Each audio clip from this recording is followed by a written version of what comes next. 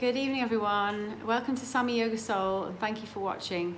Today's video is going to be all about hummus.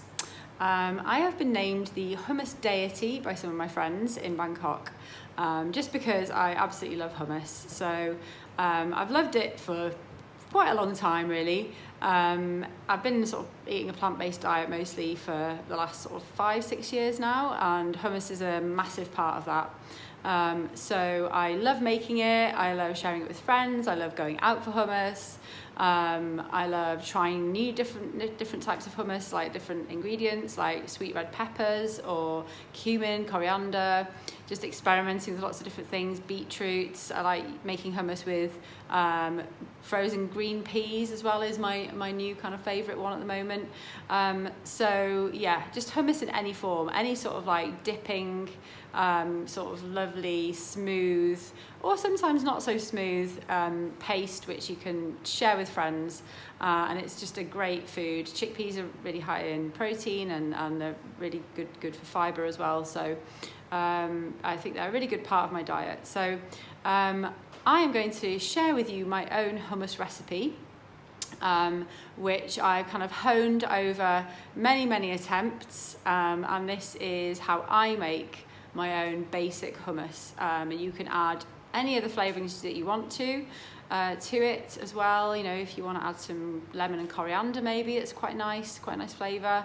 Loads of fresh coriander I quite like in mine, or any other things that you can think of. So I'm going to share with you my secret hummus recipe today, and I hope you enjoy it, and I would love to see some photographs or some posts or something, or any comments about what types of hummus you like and hummus that you've made or you enjoy making, and how you like to eat your hummus. So I think probably my favourite way of eating hummus is with really crunchy, juicy carrot sticks. Just love like the sort of difference in texture of the crunchiness of the carrot and then the smoothness of the hummus together in my mouth. I think it's just delicious. So I hope you enjoy the video, and I'm going to show you some ideas at the end of things that you can do to make different types of hummus. All right, happy International Hummus Day 2020. I hope you have a good one, and I hope this video inspires you to eat hummus for dinner. All right, thank you for watching. Bye.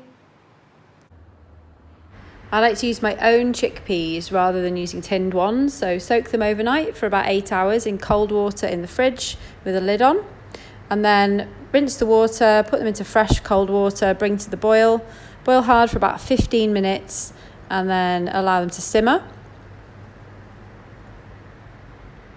Next, you can crush your garlic with the back of a spoon. You don't need to chop it because it's going in the blender anyway.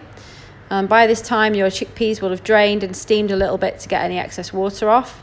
And then you can put them into your blender of choice with the garlic. I like to use about 3 cloves for one sort of tin's worth of chickpeas, plus some pink Himalayan salt. Hopefully no plastics.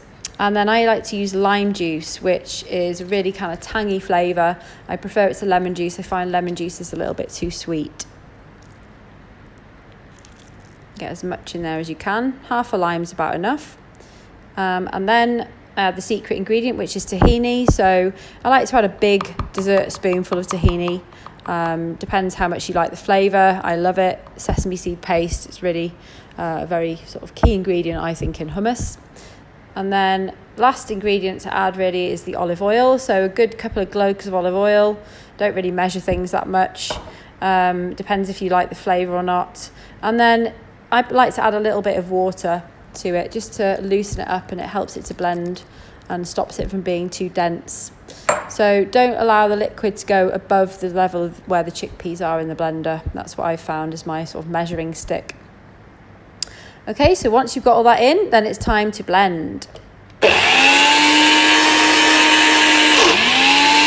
And then once you've blended it, I suggest you taste and adjust seasoning and flavour.